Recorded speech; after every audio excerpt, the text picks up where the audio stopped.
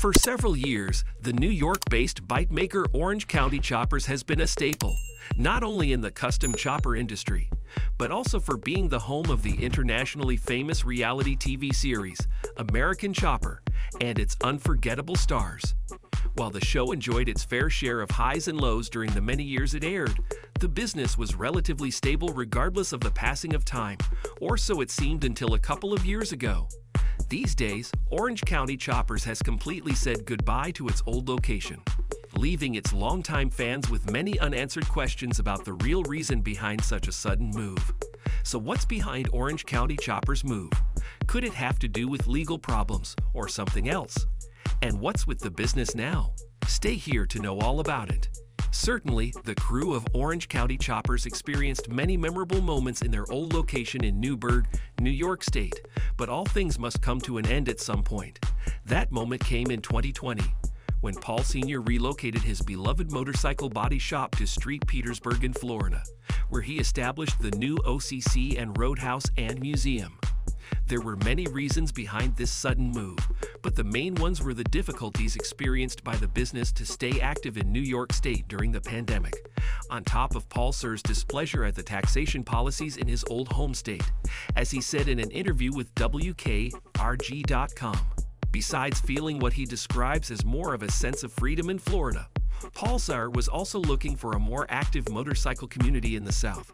As he affirms, his fan base is a lot bigger in Florida than in New York, especially given how in the latter the bike season lasts around 3 months compared to the 9-month bike season experienced in Florida, affirming, "The whole thing makes sense." While it's sad to see Orange County Choppers saying goodbye to their old Newburgh shop, there are still a lot of adventures waiting for them elsewhere. The old Orange County Choppers location in Newburgh was memorable, to say the least. Besides the fact that it was there where most of the American Chopper seasons were filmed, the building was also a sight to behold for its impressive large crystal windows and modern-looking storefront. Unfortunately, that building looks quite different now than it did in the old days. As it happened, the building was sold for $2.3 million at an auction in 2015. The price was shocking for a couple of reasons, given that it wasn't nearly as high as the $13 million it cost to remodel it in 2008. According to Record Online, it was the building's owner who accepted selling the place for that low price, despite such a massive price drop. Following Orange County Choppers' move to Florida in 2020, the radio station 107.7 GNA reported that the headquarters were in a rough condition, especially in the storefront spaces. In early 2021, Paul Sr.'s wife Joan Kay told the radio station 101.5 WPD8 that she believed the building was put on sale once again, but further information about that hasn't been revealed. These days, it's unclear whether the building was repurposed or left abandoned. The business reasons behind Orange County Choppers' relocation to Florida included the taxing policies in New York State. This situation was especially concerning for Paul Sr., as in 2018 he owed over $151,000 in personal taxes and another $22,000 in state taxes from his Orange County Choppers Cafe, which was located right next to his bike building shop in Newburgh, as reported by Page 6. That being said, taxes weren't the only thing that Paul Sr. worried about at the time, as in February 2018, he filed for bankruptcy for being unable to pay his millions in debt. At the time, he claimed that he not only owed millions to dozens of investors, but also owed thousands in medical bills and to credit card companies. Reportedly, Paul Sr.'s salary was barely over $15,000, but he had to pay out $12,000 monthly. On top of that, at the time he was also facing a lawsuit against him. In 2019, Paul Sr.'s trustee warned that a negative cash flow had made him most likely unable to pay his debts, even regardless of the Chapter 13 bankruptcy plan he had obtained. In the end, Paul paid off all his debts by selling his Orange County mansion for $1.9 million. In recent years, Paul Tootle Sr. has been to court for more reasons than just his bankruptcy case. In 2018, Paul Sr. was sued for fraud by businessman Thomas Derbyshire. According to court documents, in 2015, both men had agreed on investing in the creation of a new American Chopper spin-off entitled American Made to be premiered on A&E. However, Paul Sr. allegedly didn't comply with his part of the deal by refusing to work with co-star Rusty Coons from Sons of Anarchy, interfering with the established filming schedules to travel, making advertising deals without consent, and trying to change the financial details of their contract to benefit himself further. In the end, American Made didn't make it to the TV screen, pushing Derbyshire to request the return of the $3 million he invested in the project in his fraud lawsuit against Paul Sr., though the latter denied Derbyshire's claims, and it's unclear what resulted in the case. However, Paul Sr. was ordered to pay $258,000 plus in damages to Scott Gunnels, a photographer who sued Sr. and his son Michael for unauthorizedly using his pics on merchandise.